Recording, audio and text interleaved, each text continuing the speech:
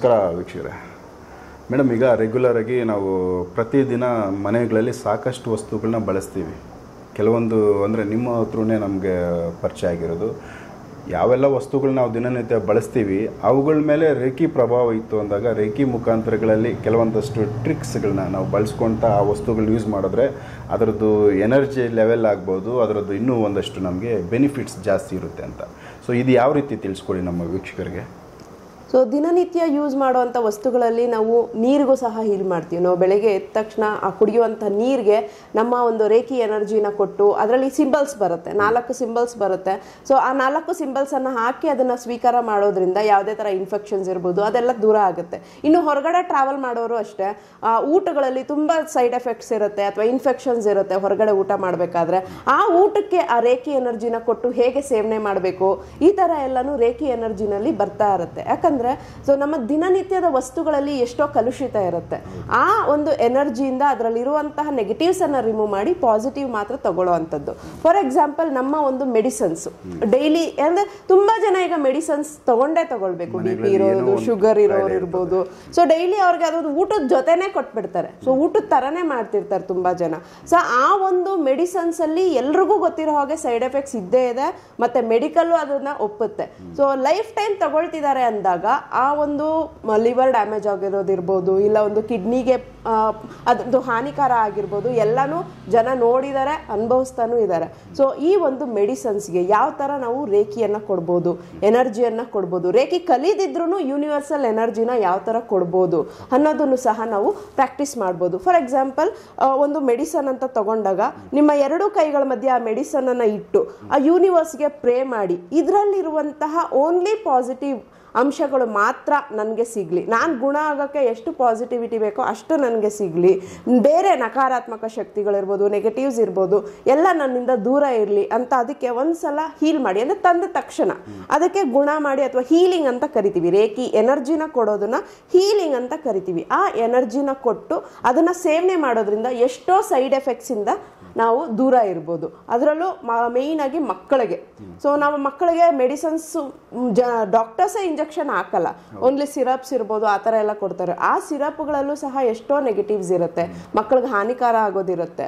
ಯಾಕಂದ್ರೆ ಸಣ್ಣ ಏಜಲ್ಲೂ ಅವ್ರಿಗೇನು ಗೊತ್ತಾಗಲ್ಲ, ಮತ್ತೆ ಇನ್ನೂ ಬೆಳೆದಿರಲ್ಲ ಅಂಗಾಂಗಗಳು, ಅಲ್ಲೂ ಎಫೆಕ್ಟ್ ಆಗೋ ಚಾನ್ಸಸ್ ಇರುತ್ತೆ. ಸೊ ಮಕ್ಕಳಿಗೆ ಇದನ್ನ ತುಂಬಾ ಇಂಪಾರ್ಟೆಂಟ್ ಆಗಿ ಮಾಡಿ ನಂತರ ಅವ್ರಿಗೆ ಕೊಡೋದು ತುಂಬಾ ಸೂಕ್ತ. ಅಂದ್ರೆ ಕಾಯಿಲೆ ಕೂಡ ಜಲ್ದಿ ಗುಣ ಆಗುತ್ತೆ, ಕಂಪ್ಲೀಟ್ ಗುಣ ಆಗುತ್ತೆ. ಸೊ ಯಾಕಂದ್ರೆ ಇದು ಕಾಂಪ್ಲಿಮೆಂಟ್ರಿ ಅಲೋಪತಿ ಅನ್ನೋದು. ರೇಖಿ ಎನರ್ಜಿ ಅಥವಾ ಯೂನಿವರ್ಸಲ್ ಎನರ್ಜಿ ಅನ್ನೋದು ನಮ್ಮಲ್ಲಿ ಇನ್ಬಿಲ್ಟ್ ಆಗಿರೋದ್ರಿಂದ ಅದು ಬೇಗ ಗುಣ ಆಗುತ್ತೆ. ಇದು ಸೈಡ್ ಆಗಲಿ ಒಂದು ಅಂಶ ಇರಲಿ ಅಂತ ತಗೊಳ್ಳೋ ಹಾಗೆ ಇರುತ್ತೆ. ಮತ್ತು ಮೇಡಮ್, ರೆಗ್ಯುಲರ್ ನಾವು ದುಡ್ಡು ಸಂಪಾದನೆನೂ ಮಾಡ್ತಿರ್ತೀವಿ, ರೆಗ್ಯುಲರ್ ಖರ್ಚು ಜಾಸ್ತಿ ಮಾಡ್ತೀವಿ. ಪ್ರತಿ ಒಂದ್ಸರಿ ಏನೋ ಒಂದು ಪರ್ಚೇಸ್ ಮಾಡೋದಕ್ಕೋ ಇಲ್ಲ ಇನ್ನೊಂದಕ್ಕೋ ಹಣ ಬಂದು ಎಷ್ಟು ಸಂಪಾದನೆ ಮಾಡಿರ್ತೀವಿ ಅದಕ್ಕಿಂತ ಹೆಚ್ಚಾಗೂ ಖರ್ಚು ಮಾಡ್ತೀವಿ. ಹಣ ನಾವು ಖರ್ಚು ಮಾಡೋ ಟೈಮ್ನಲ್ಲಿ ಕೂಡ ರೇಖಿ ಸಹಾಯ ತೊಗೊಂಡ್ರೆ ನಾವು ಖರ್ಚು ಮಾಡೋದನ್ನ ಕಡಿಮೆ ಮಾಡಿಕೊಂಡು ಉಳಿತಾಯನ ಹೆಚ್ಚು ಮಾಡ್ಕೋಬೋದು. ಇದೆಲ್ಲ ಒಂದು ಟ್ರಿಕ್ಸ್ ಇದೆ ಅಂತ ಕೇಳ್ಪಟ್ವಿ, ಅದ್ರ ಬಗ್ಗೆ ಏನು ಹೇಳ್ತೀರಿ? ಖಂಡಿತವಾಗ್ಲೂ ಸರ್, ನೀವು ಕೇಳಿರೋದು ಕರೆಕ್ಟಾಗಿದೆ. ಯಾಕಂದರೆ ನಾವು ಯಾವಾಗ ಒಂದು ಮೈಂಡ್ಸೆಟ್ಟಿಂದ ಅವತ್ತು ಎನರ್ಜಿ ಮುಖಾಂತರ ನಮ್ಮ ಒಂದು ದಿನನ ನಡೆಸ್ತೀವಿ, ಡೆಫಿನೆಟ್ಲಿ ರೇಖಿ ಎನರ್ಜಿ ಅದಕ್ಕೆ ಹೆಲ್ಪ್ ಮಾಡುತ್ತೆ. ಸೊ ಯಾವಾಗಲೇ ಒಂದು ನಮ್ಗೆ ಒಂದು ಲಮ್ಸಮ್ ಅಮೌಂಟ್ ಬಂತು ಅಂದಾಗ ಅದನ್ನು ಕಂಪ್ಲೀಟಾಗಿ ಜನ ಏನು ಮಾಡ್ತಾರೆ, ಕಂಪ್ಲೀಟ್ ಅಂದರೆ ಡೇ ಬೈ ಡೇ ಅದನ್ನು ಎಣಿಸೋದು ಇಲ್ಲ ಅಥವಾ ಅದನ್ನು ಒಂದು ಹತ್ರ ಎತ್ತಿಡೋದು ಇಲ್ಲ, ತಗೊಂಡು ಖರ್ಚು ಮಾಡ್ತಾನೆ ಇರ್ತಾರೆ. ಆ ಥರ ಮಾಡೋ ಬದಲು ಫಸ್ಟು ಅದನ್ನು ಚಾನಲೈಸ್ ಮಾಡಬೇಕು. ಯಾವುದ್ಯಾವುದಕ್ಕೆ ಎಷ್ಟೆಷ್ಟು ಅಮೌಂಟನ್ನು ನಾವು ಸ್ಪೆಂಡ್ ಮಾಡಬೇಕು, ಇನ್ನೆಷ್ಟು ಉಳಿತಾಯ ಆಗ್ತಿದೆ. ಇನ್ನೊಂದು ರಾಂಗ್ ಮೈಂಡ್ಸೆಟ್ ಏನಿದೆ ಜನಗಳ ಮೈಂಡಲ್ಲಿ ಅಂದರೆ ಸ್ಪೆಂಡ್ ಸೇವ್, ಫಸ್ಟ್ ಸ್ಪೆಂಡ್ ಮಾಡಿಬಿಡ್ಬೇಕು, ಉಳಿದಿದ್ದನ್ನು ಸೇವ್ ಮಾಡಬೇಕು ಅಂತ. ಬಟ್ ಯಾರೇ ಈ ಒಂದು ಇಲ್ಲ ನಾನು ಫಸ್ಟು ನನ್ನ ಒಂದು ಇದರಲ್ಲಿ ಬೆಳಿಬೇಕು, ದುಡ್ಡನ್ನು ಹಿತವಾಗಿ ಖರ್ಚು ಮಾಡಬೇಕು ಅನ್ನೋ ಮೈಂಡ್ಸೆಟ್ ಇದ್ದರೆ ಫಸ್ಟು ಸೇವ್ ಮಾಡಿ ನಂತರ ಸ್ಪೆಂಡ್ ಮಾಡಿ ಅಂತ ಹೇಳೋಕ್ಕೆ ನಾವು ಇಷ್ಟಪಡ್ತೀವಿ. ಈ ಒಂದು ನೆಗೆಟಿವ್ ಎನರ್ಜೀಸ್ ಅಂದರೆ ನಮ್ಮಲ್ಲಿ ಔರಾದಲ್ಲಿ ಬ್ಲಾಕೇಜಸ್ ಇರುತ್ತೆ, ಮತ್ತು ಮೂಲಾಧಾರ ಚಕ್ರ ಡ್ಯಾಮೇಜ್ ಆದಾಗಲೂ ಸಹ ದುಡ್ಡು ಕೈಯಲ್ಲಿ ನಿಲ್ಲಲ್ಲ, ಎಷ್ಟೇ ದುಡಿದ್ರೂ ಅವ್ರಿಗೆ ಸಾಕಾಗಲ್ಲ, ಎಲ್ಲಿಂದನೂ ಒಂದು ಹತ್ರ ಈ ಹರಿದೋಗ್ತಾ ಇದೆ ಅಂತ ಹೇಳ್ತೀವಲ್ಲ ಆ ಥರ ಆಗೋಗುತ್ತೆ. ಸೊ ಮೂಲಾಧಾರ ಚಕ್ರನ ಯಾವ ಥರ ಆಕ್ಟಿವೇಟ್ ಮಾಡ್ಕೋಬೇಕು, ನಮ್ಮ ಔರಾನ ಯಾವ ಥರ ಸ್ಟ್ರಾಂಗ್ ಆಗಿ ಇಟ್ಕೋಬೇಕು, ಇದೆಲ್ಲದಕ್ಕೂ ನಮ್ಮ ರೇಖಿ ಎನರ್ಜಿ ಸಹಾಯ ಮಾಡುತ್ತೆ. ಸೊ ಇದೆಲ್ಲ ಒಂದು ಸ್ಟೆಪ್ ಬೈ ಸ್ಟೆಪ್ಪು ನಮ್ಮ ಒಂದು ವರ್ಕ್ಶಾಪಲ್ಲಿ ಡೀಪ್ ಆಗಿ ದುಡ್ಡಿನ ಸಮಸ್ಯೆ ಯಾಕೆ ಬರುತ್ತೆ, ಮತ್ತೊಂದು ದುಡ್ಡಿನ ಬಗ್ಗೆ ರಾಂಗ್ ಮೈಂಡ್ಸೆಟ್ ಇರುತ್ತೆ.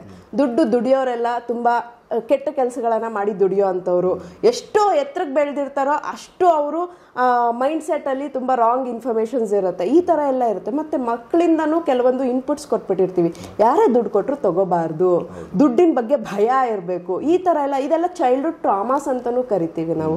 ಈ ಥರದೆಲ್ಲ ಮೈಂಡ್ಸೆಟ್ಟಿಂದ ನಾವು ಹೊರಗಡೆ ಬಂದಾಗ ಮಾತ್ರ money is a beautiful energy, ಅದನ್ನು ನಾವು ಎಷ್ಟು ಪ್ರೀತಿಸ್ತೀವಿ ಅಷ್ಟು ನಮಗೆ ಒಲಿಯುತ್ತೆ. ಸೊ ಆ ಮನಿನ ಯಾವ ಥರ ಪ್ರೀತಿಸ್ಬೇಕು, ಮತ್ತು ದುಡ್ಡಿಗೆ ಗ್ರ್ಯಾಟಿಟ್ಯೂಡನ್ನು ಕೊಡಬೇಕು. ನಮ್ಮ ವರ್ಕ್ಶಾಪಲ್ಲೂ ಸಹ ಹೇಳ್ಕೊಡ್ತೀವಿ, ಒಂದು ದುಡ್ಡನ್ನು ಇಟ್ಕೊಂಡು ಅದಕ್ಕೆ ಯಾವ ಥರ ಥ್ಯಾಂಕ್ ಯು ಹೇಳಬೇಕು, ಯಾವ ಥರ ಪ್ರೀತಿಸ್ಬೇಕು ಅಂತ ಹೇಳಿ. ಸೊ ಇಷ್ಟೆಲ್ಲನೂ ನಮ್ಮ ವರ್ಕ್ಶಾಪಲ್ಲಿ ಸ್ಟೆಪ್ ಬೈ ಸ್ಟೆಪ್ಪು ಎಲ್ಲನೂ ಸಹ ನಾವು ಹೇಳ್ಕೊಡ್ತೀವಿ. ಆಮೇಲೆ ಮೇಡಮ್, ಈಗ ಗಂಡು ಮಕ್ಕಳಿಗಿಂತ ಹೆಣ್ಣು ಮಕ್ಕಳಿಗೆ ರೇಖೆ ತುಂಬ ಸಹಾಯ ಮಾಡುತ್ತೆ.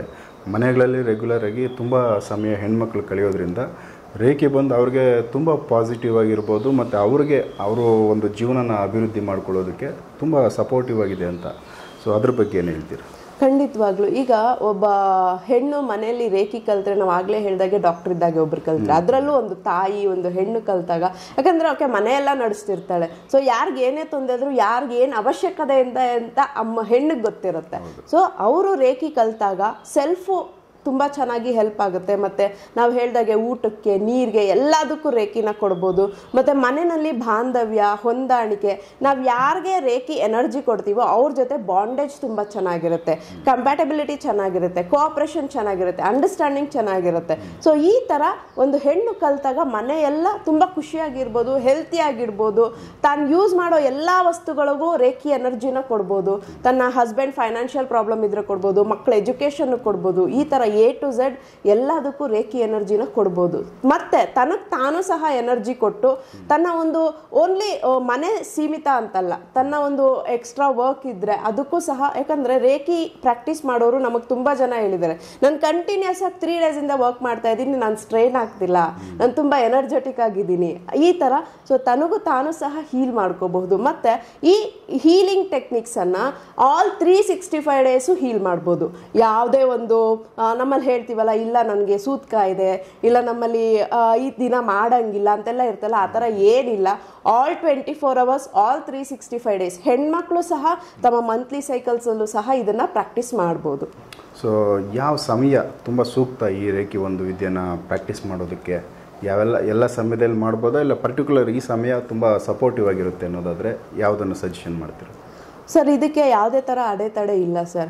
ಎಲ್ಲ 24 hours, ನಾವು ಹೇಳಿದಾಗೆ ಎನಿ 24 hours ಅವ್ರಿಗೆ ಯಾವಾಗ ಟೈಮ್ ಆಗುತ್ತೆ.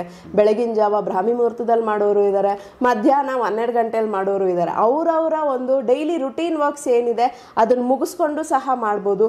ಇಲ್ಲ ನಾನು ಬೆಳಗ್ಗೆನೇ ಎದ್ದು ಬೇಗ ಕಂಪ್ಲೀಟ್ ಮಾಡ್ತೀನಿ ಅಂದರೆ ಆ ಥರನೂ ಮಾಡ್ಬೋದು. ಇಲ್ಲ ನನಗೆ ಟೈಮೇ ಇಲ್ಲ, ನಾನು ಮಲಗೋವಾಗ ಮಾಡ್ತೀನಿ ಅಂದರೆ ಮಲಗೋವಾಗಲೂ ಮಾಡ್ಬೋದು. ಸೊ ಮಲಗೋವಾಗಲೂ ಟೈಮ್ ಇಲ್ಲ ಅಂದರೆ ಮಲಗಬೇಕಾದ್ರೆ ಯಾವ ಥರ ರೇಖಿ ಎನರ್ಜಿನ ಯೂಸ್ ಮಾಡಿಕೊಂಡು ಮಲಗಿದ್ದಾಗಲೂ ರೇಖಿ ಎನರ್ಜಿನ ಯಾವ ಥರ ಪ್ರಾಕ್ಟೀಸ್ ಮಾಡ್ಬೋದು ಅನ್ನೋದನ್ನು ಸಹ ನಾವು ಹೇಳ್ಕೊಡ್ತೀವಿ. ಸೊ ಇದಕ್ಕೆ ಯಾವುದೇ ಥರ ನಿರ್ಬಂಧ ಇಲ್ಲ, ಟೈಮಿಂಗ್ಸ್ ಇಲ್ಲ. ನೀವು ಎನಿ ಟೈಮ್, ನಾವು TV ನೋಡ್ಕೊಂಡು ಮಾಡ್ತೀವಿ, ಮಗು ಜೊತೆ ಆಟ ಆಡ್ತಾ ಮಾಡ್ತೀವಿ, ಅಡುಗೆ ಮಾಡ್ಕೊಂಡು ಮಾಡ್ತೀವಿ, ಈ ಥರ ಎನಿ ಟೈಮ್. ಬಟ್ ಅದನ್ನು ಅಳವಡಿಸ್ಕೊಳ್ಳೋದು ಇಂಪಾರ್ಟೆಂಟ್. ಅದನ್ನು ಅಳವಡಿಸ್ಕೊಂಡು ಅದ್ರ ಪ್ರಕಾರ ಅದ್ರ ಜೊತೆ ಜೀವನ ಮಾಡೋದು ಇಂಪಾರ್ಟೆಂಟ್. ಸೊ ಯಾವ ಸಮಯದಲ್ಲಿ ಮಾಡಿದ್ರು ರಿಸಲ್ಟ್ ಸೇಮ್ ಇರುತ್ತೆ, ಸೇಮ್ ಅದೇ ರಿಸಲ್ಟ್ ಇರುತ್ತೆ. ಸೊ ವೀಕ್ಷಕರೇ, ಇದು ರೇಖಿ ಸಂಬಂಧಪಟ್ಟಂತೆ ಒಂದಷ್ಟು ಮನೆಗಳಲ್ಲಿರೋ ಹೆಣ್ಮಕ್ಳಿಗೆ ತುಂಬ ಸಪೋರ್ಟಿವ್ ಆಗಿರೋ ಒಂದು ವಿಚಾರ. ಹಾಗಾಗಿ ಈ ವಿಚಾರಗಳನ್ನ ನಿಮ್ಮ ಗಮನಕ್ಕೆ ತೊಗೊಂಬಂದಿದ್ದೀವಿ. ಸೊ ನೆಕ್ಸ್ಟ್ ಇನ್ನೂ ಬೇರೆ ವಿಚಾರಗಳನ್ನ ಮೇಡಮ್ ಅವ್ರ ಜೊತೆ ಮಾತಾಡ್ತಾ, ಎಪಿಸೋಡ್ಗಳ ಜೊತೆ ನಾನು ಮತ್ತೆ ಮಾತಾಡ್ತಾ ಹೋಗ್ತೀನಿ. ಸೊ ಅವಶ್ಯಕತೆ ಇರೋರು ಈ ವಿಡಿಯೋಗಳನ್ನ ಬಳಸ್ಕೊಳ್ಳಿ. ಸೊ ನೆಕ್ಸ್ಟ್ ಬೇರೆ ವಿಚಾರಗಳನ್ನ ನಾನು ಮೇಡಮ್ ಅವ್ರ ಜೊತೆ ಮಾತಾಡ್ತಾ ಹೋಗ್ತೀನಿ. ಎಪಿಸೋಡ್ ನೋಡ್ತಾ ಹೋಗಿ. ನಮಸ್ಕಾರ. ನಮಸ್ಕಾರ.